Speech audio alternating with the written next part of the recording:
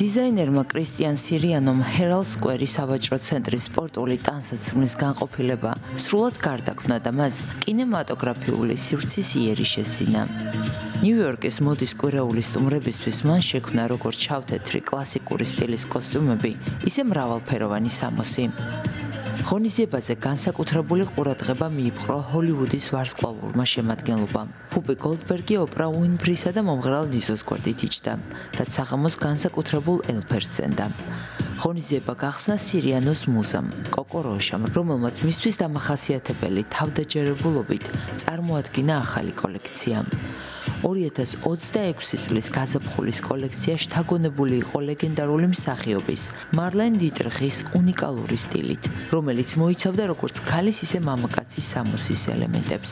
კრისტიან სირიანომ ამ კოლექციით კიდევ ერთხელ დაადასტურა ერთგულება ინკლუზიურობისა და მრავალფეროვნების მიმართ. იმ ფონზე, როდესაც ინდუსტრიის ნაწილში ეს ტენდენცია შესამჩნევად სუსტდება.